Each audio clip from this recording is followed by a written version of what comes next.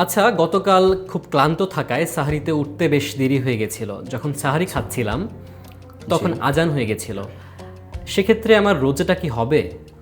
না, আজান অবস্থায় যদি আপনি খেতে থাকেন সাহারি, তাহলে আপনার রোজা হওয়ার কথা না, হবে না।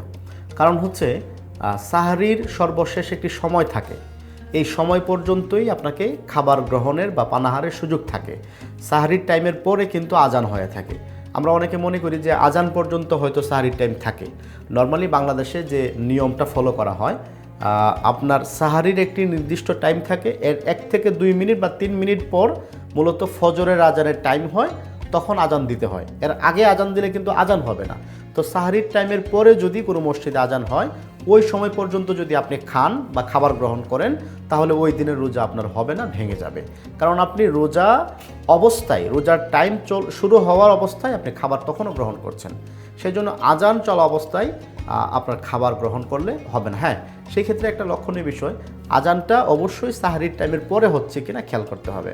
কারণ কোনো কারণে যদি সাহারির টাইমের আগেই কেউ আজান দিয়ে দেয়, তাহলে তখন খেলে কিন্তু অসুবিধা হবে না। আর ওই আজানটা আজান হিসাবেও ধর্তব্য হবে না, কারণ আজান দিতে হয় সাহারির টাইম শেষ হওয়ার পর সুবহে সাদিকের টাইম যখন শুরু হয়, অর্থাৎ ফজরের নামাজের ওয়াক্ত যখন শুরু হয়, তখনই আজান দিতে হয়। মোট কথা আমরা যদি বলি, আপনি প্রচলিত আমরা মসজিদে যে আজানগুলো শুনি, ওই আজান অবস্থায় যদি আপনি খাবারটা গ্রহণ করতে থাকেন, তাহলে আপনার রোজা হবে না। এক্ষেত্রে আমার করণীয় কি? এক্ষেত্রে আপনার করণীয় হচ্ছে এই রোজাটা রমজান মাসের পরে কোনো একদিন আপনাকে কাজা করতে হবে। তবে হ্যাঁ, এই ক্ষেত্রে কাফারা দিতে হবে না, কারণ আপনি যেহেতু এটা অসাবধানতার কারণে হয়েছে কিংবা না বোঝার কারণে হয়েছে, সেজন্য আপনি শুধু কাজা করলেই হবে, ওই রোজাটা কাফারা দিতে হবে না। বাহ, খুব সুন্দর একটি বিধান জানলাম। ধন্যবাদ আপনাকে। জি, আপনাকেও ধন্যবাদ।